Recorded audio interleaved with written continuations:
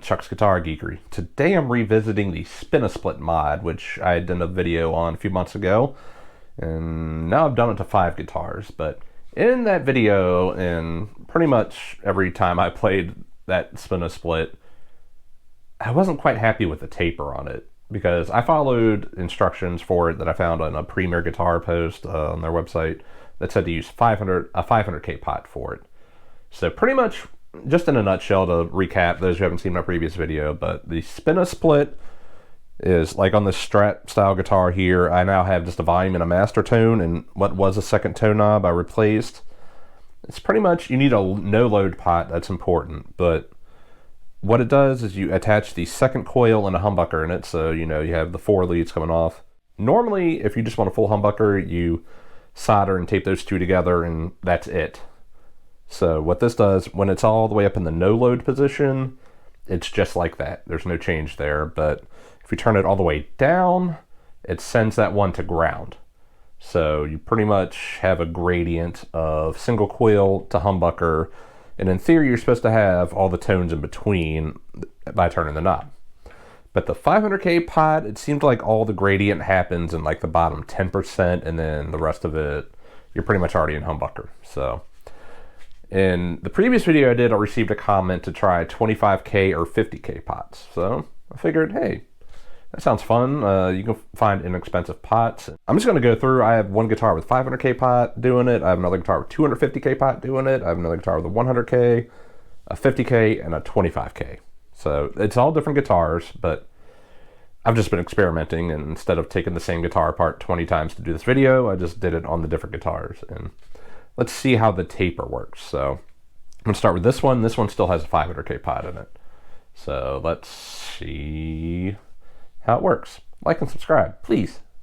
Okay, so I'm starting all the way in single coil mode here, and I'm going to try to go like 1 notch on the knob for each strum. Kind of hard to do, but well, I'll get as close as I can. So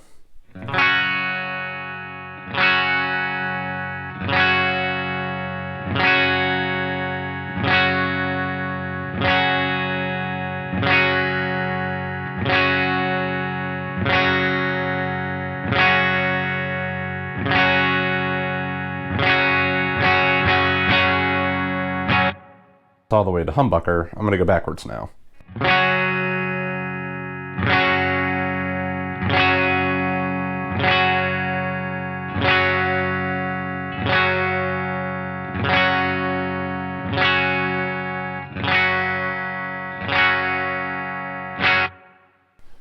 So like I said, pretty much most of the change is from like 0 to 1 or 2.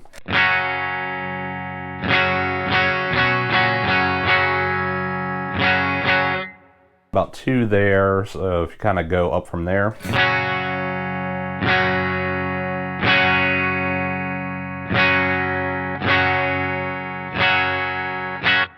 It's not much change. So let's jump to the 250K pot. See how that sounds. Okay, so now this Firefly guitar has a 250K pot doing it, and it's going to sound a little different because on my Gibson scale length, I have these guitars tuned to standard. On the Fender scale length, I have them tuned down half step. That's just what I wind up doing. So I'm going to start in single coil and do the same thing that I did on the other guitar.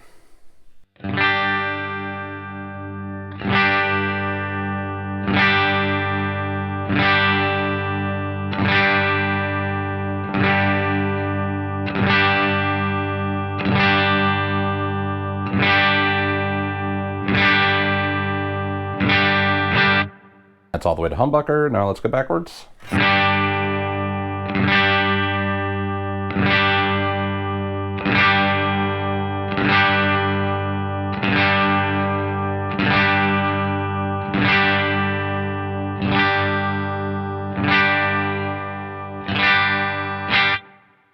So this one isn't far off from what the 500K pot was.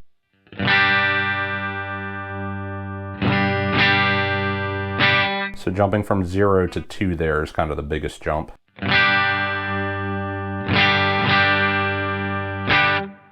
There, it's not that big of a difference. A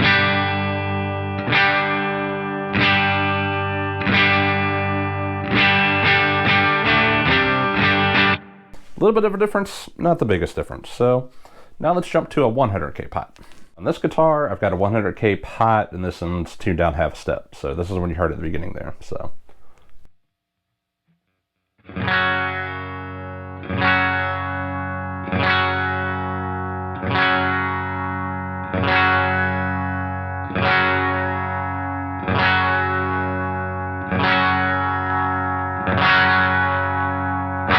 And that's all the way to humbucker. So once you get down to this one, there is kind of a jump from like the last bit before the no load takes effect, and then once it's no load. So this is full humbucker, no load.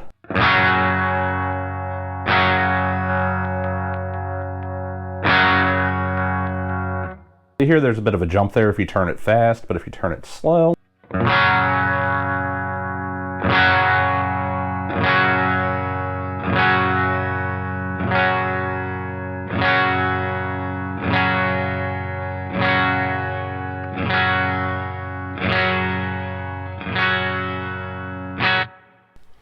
so this one, you get much more of a gradient, I think, compared to the 500K.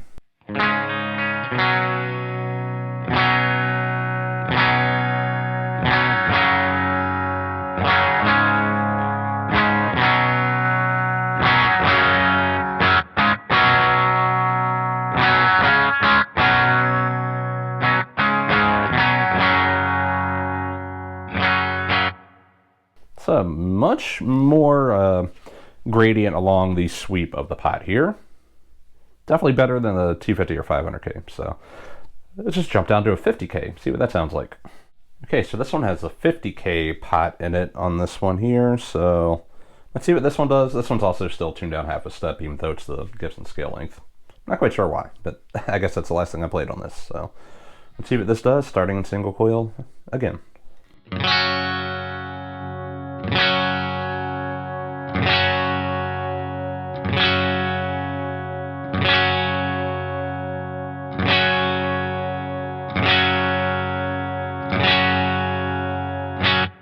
So that's all the way to humbucker. Let's go backwards.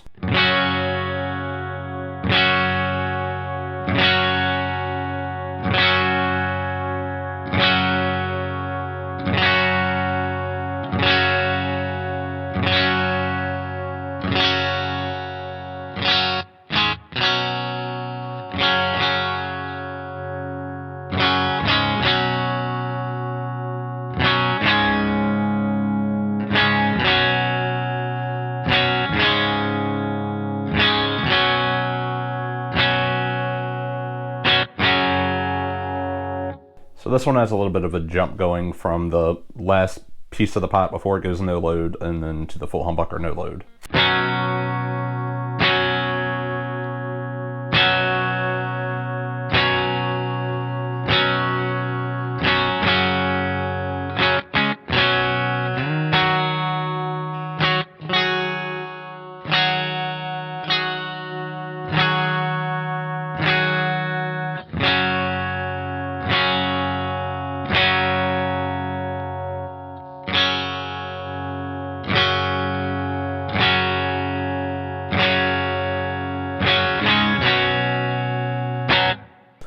I don't know.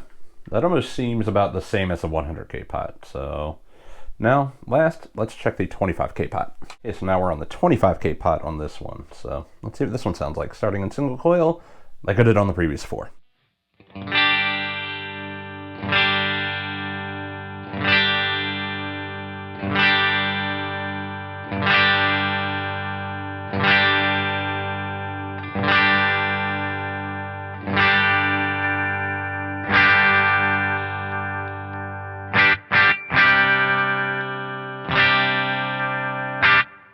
Okay, so this one has the biggest jump when you go from right before the pot goes to no load. So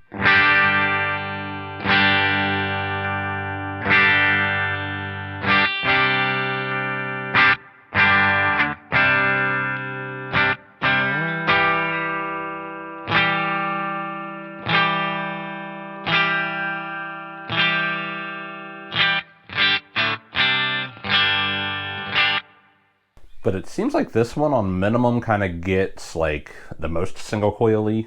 I don't know if that's the right way to describe it, but it's definitely the brightest on the when it's all the way down. And then there's much more of a gradient from the all the way single coil to like, I don't know, it's almost like a P90 level of output and sound to me. So, I don't know, 25K one isn't bad. To me, this is a tie between the 50 and the 100K, maybe 75K. It's hard to find pots with all these random values in it that fit in a guitar, so I don't know. What do you think? I will go back through and I will do the 50 and the 100K again. Because those two are probably tied for my favorite right now. Because they get you the most gradient, but it also doesn't have as big of a jump when it goes from right before the pot becomes no load to when the no load pot kicks in and you're just in a regular humbucker. So let me go back to the 100K. So this is the 100K again.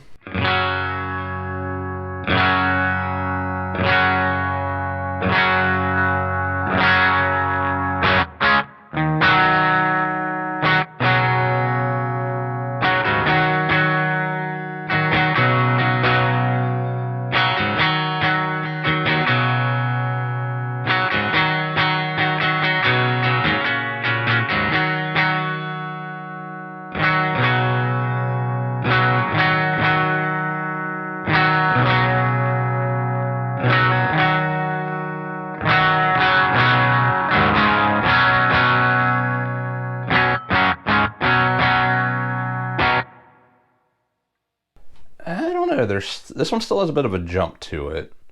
These are also mostly very cheap pots, but I don't know if it really makes that much of a difference. This is probably also my favorite pickup out of these guitars. So this is Seymour Duncan Little 59, and it's probably the hottest out of all of them too. But let's go back to the 75 or the 50K real quick and see what that sounds like again. Here we are at the 50K again.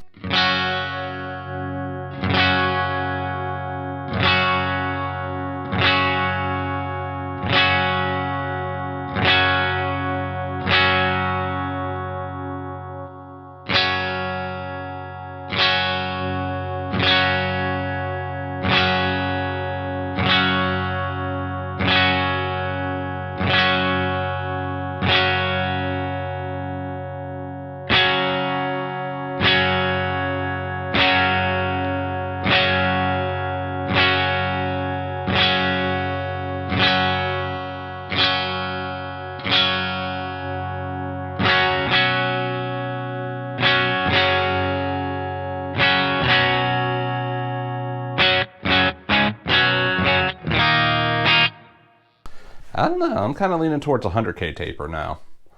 I will say the 25 and the 50K ones definitely, like, it gets a lot more brighter on the single coil side compared to the 100K and above. I don't know why, I really can't tell you why, but yeah. So if you watched my video before saying to put 500K pots for this, I don't know, I think 100K is the way to go. And then if you can't find a no-load pot, it really is not that hard to make any pot a no-load pot. I will link to another video I found that followed the instructions on how to do it. And I haven't destroyed a pot yet, so it works. So most of these pots I cannot find as no-load and linear taper. So that's what I had to do. So anyways, what do you think? Which value pot for the Spin-A-Split did you like the taper of the most? Which one did you like the least? Or am I just hearing things? Hopefully YouTube compression and everything doesn't get all wonky here. I just won't have this audio like blaring loud, so hopefully you get more of the dynamics in it. Yeah. Anyways, like, subscribe, thumbs up, you know what to do. See you later.